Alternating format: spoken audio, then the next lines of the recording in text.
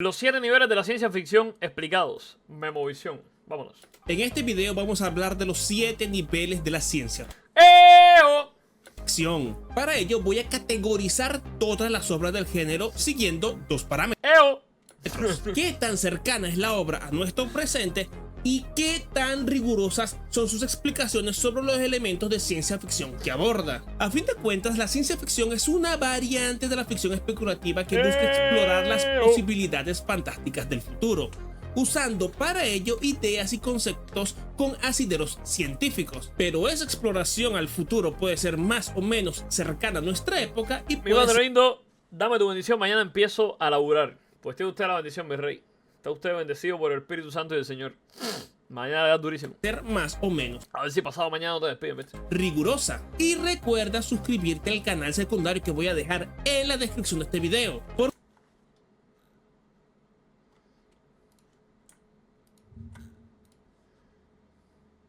Ya me suscribí, ¿eh? No eres más. Porque allí estamos haciendo directos todas las semanas y vamos a empezar dentro de poco a hacer talleres en las que analizamos y mejoramos relatos escritos por los suscriptores. Retrofuturismo. Ok. Esto es retrofuturismo sobre... Me imagino que sea como la gente del pasado interpretaba el futuro, ¿no? En el primer nivel estaría el retrofuturismo, O sea, como, claro, como hubiese sido una especie de tecnología que no había en aquellos tiempos, pero con las tecnologías del pasado, como vapor y estas cosas. el cual es una variante de la O ciencia sea, Dishonored, por ejemplo, podría ser retrofuturismo. ficción que combina la estética de épocas históricas pasadas con tecnología futurista. Es el más cercano de los niveles Esto es, ¿cómo se llama? Iron Harvest, durísimo, bro. Porque La estética está durísima. explora el pasado introduciendo inventos del futuro posible, o porque por el contrario explora el futuro utilizando temas y estéticas de épocas del ayer. Aquí es donde entrarían casi todos los punks, ya que justamente son La iconografía. versiones alternativas de periodos históricos concretos.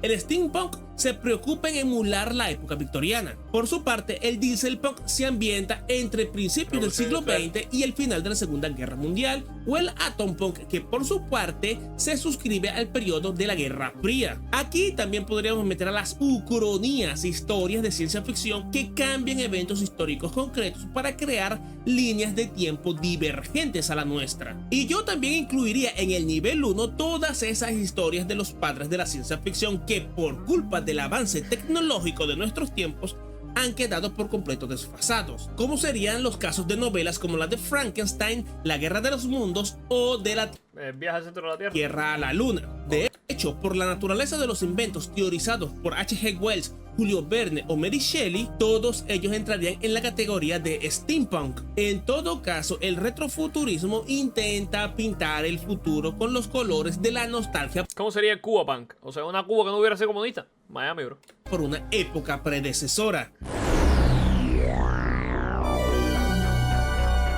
Luego tendríamos la ciencia ficción anclada en el futuro cercano. Son ese tipo de relatos que, si bien abordan tramas y temas imposibles para nuestras capacidades técnicas ¿Esto qué? actuales, transcurren en un periodo de tiempo no demasiado alejado de nuestro presente, como sería el caso de El Marciano. En esta película, basada en un libro del mismo nombre, nos cuenta cómo se realiza una misión para rescatar a un astronauta varado en el planeta rojo, usando cohetes, tecnologías y limitaciones muy parecidas a las que tendría una misión espacial moderna. Otro tropo muy común de la ciencia ficción en este nivel sería el encuentro del tercer tipo, que la humanidad entre en contacto con una civilización alienígena. Cintas como ET, Arrival, la serie de Rama de Arthur C. Clarke, o incluso Los Hombres de Negro y Los Expedientes Secretos X. También podríamos incluir todas estas historias que, si bien se anclan en un futuro o en un presente más o menos apegado a nuestra realidad, cuentan con un invento, con un ítem que es el que cambiará el futuro para siempre, como en el caso de Ex Machina, donde se nos presenta al primer robot con conciencia, o en Tenet, donde el único elemento especulativo es el método que se utiliza para invertir el flujo temporal. Ciencia ficción dura. La Aquí que está, creo que Ciencia ficción dura busca presentar especulaciones narrativas marcadas por la exactitud científica y técnica. Por esto exige que las tecnologías descritas sean teóricamente posibles, o al menos Ok.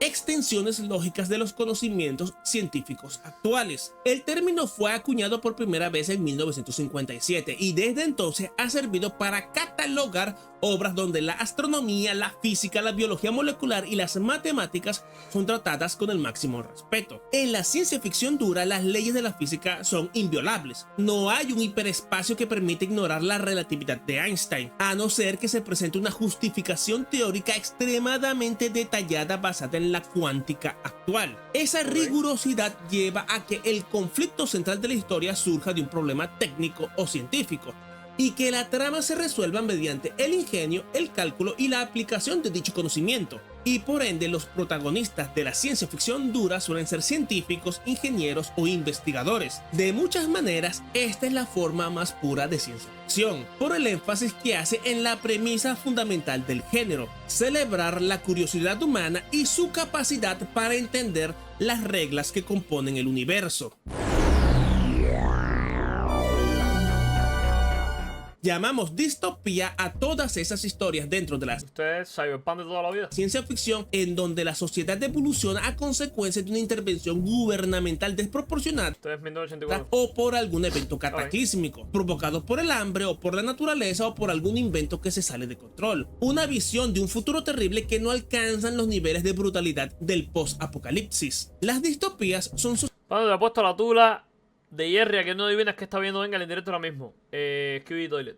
sociedades crueles, marcadas por la injusticia y por la propensión a deshumanizar al individuo para garantizar no el bienestar del sistema, sino su perpetuación. Ya sabía que me salió el directo antes de empezar el directo me salió una notificación del directo. Este tipo de historias sirven de llamado de atención ante los peligros que trae consigo el futuro, ya sea por razones políticas, por algún avance tecnológico concreto o por un cambio Gojin de ser referencia. en las interacciones sociales que afectan Pedazo de película, man. a la masa de forma irreversible. Para construir estos sistemas perversos se requiere de un gobierno fuerte, capaz de imponerse a los deseos de la sociedad y con la libertad de aplastar a cualquier brote de resistencia que pueda presentarse. Y podríamos englobar a todas las distopías en 4 categorías. La distopía capitalista, en la que las empresas adquieren el control total de la sociedad, ya sea a través de la dependencia hacia sus productos o El futuro, bro. porque han comprado a los políticos. La distopía socialista, donde es el Estado el que aplasta a quienes viven bajo su régimen.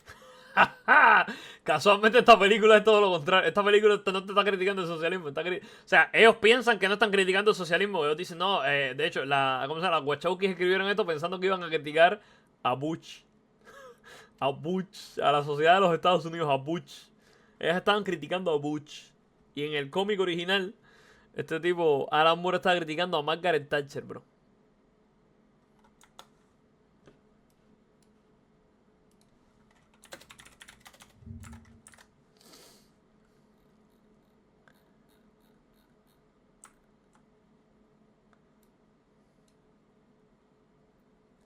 Ahora estamos en 1988. Margaret Thatcher comienza su tercer mandato y se siente tan segura al respecto que a la hora de llegar al próximo siglo con un liderazgo continuo. Mi hija pequeña tiene ahora 7 años y en la prensa circula la idea de crear campos de concentración para enfermos del SIDA. Dice por acá textualmente, ¿cómo se llama? Mi colega Alan Moore.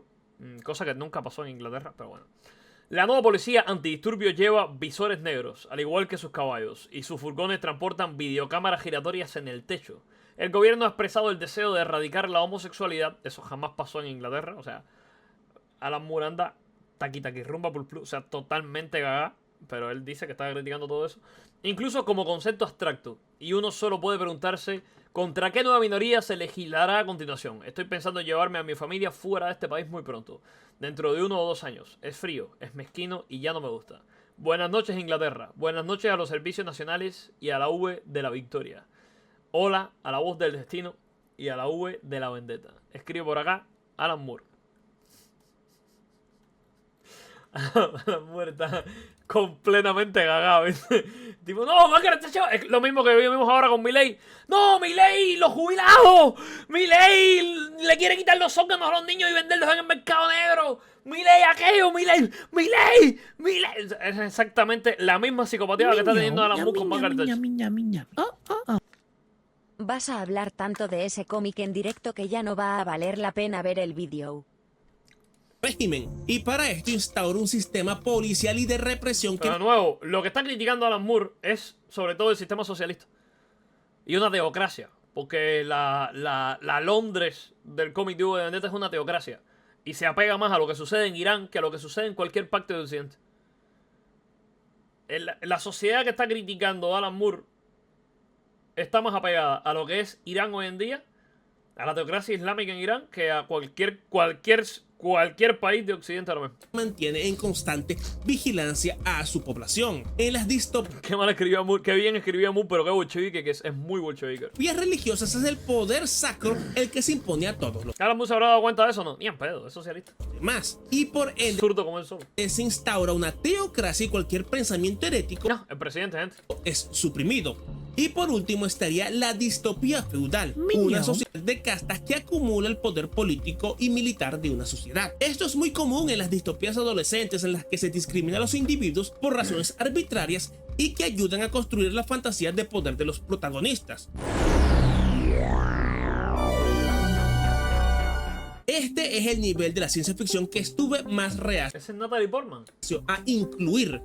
Pero el horror cósmico Bro, como salen películas de mierda Natalie Portman, bro. Qué manera de salir en películas de mierda. Es preciosa como ella sola, Natalie Portman. Pero qué manera de salir en películas de mierda, bro. Salió en V de Vendetta, diarrea. Salió en Thor, diarrea. El cine negro está bueno. El cine negro es un peliculón. O sea, el cine negro sí está bueno. El cine negro es una locura de película. Pero esta serie, bro, como salen películas de mierda, bro. tiene tales particularidades que merece su propia categoría. En el nivel más elemental, el horror cósmico es una fusión del género del terror Esta película no sé cuál es. y de la ciencia ficción. Cuando antes los monstruos que aterraban a la humanidad eran espectros o seres sobrenaturales, gracias al genio de Lovecraft, estos se empezaron a sustentar en conceptos científicos, empezando por el hecho de que los dioses Lovecraftianos son alienígenas. Esto nace de un fenómeno que se hizo más común en la medida que la sociedad se fue secularizando, que aquello a lo que más se le tenía miedo ya no provenía de lo religioso o de lo místico, sino de aquello oculto en la inmensidad del espacio. Además, toma de la ciencia ficción esa insistencia en la búsqueda de la sabiduría o de la comprensión de los secretos del vasto universo. Y es justo esta búsqueda la que lleva a los protagonistas de las historias de horror cósmico a entrar en contacto con verdades que la mente humana no está preparada para asimilar. De allí vienen temas recurrentes como la locura o como la insignificancia humana con respecto al plan cósmico. Es aquí cuando se empiezan a borrar las líneas que separan la fantasía de la ciencia ficción. Si bien es cierto que los relatos Lovecraftianos y de sus discípulos tratan de mantenerse lo más apegados posibles a temas científicos, también ocurre que estos mismos textos están plagados de magia, de cultos siniestros, de ritos arcanos y libros a los que se le asocian propiedades sobrenaturales. Durísimo. Sci-fi full. En el sexto nivel tendremos a la ciencia ficción de corte pulp. Nunca supe por qué a la gente le gustó tanto Star Trek, bro. Ya, esto lo ponían en la televisión cuando estaba chamaco en Cuba. Y nunca me llamó la atención, bro. O sea, estéticamente es horrible, bro. La literatura pulp es un fenómeno que se No sé por qué a la gente le gustó Star Trek, bro. Me parece, no sé, pedorro, bro. merece su propio video. De momento, quédate con la idea de que estos eran relatos y novelas que se vendían en revistas mensuales hechas con papel barato.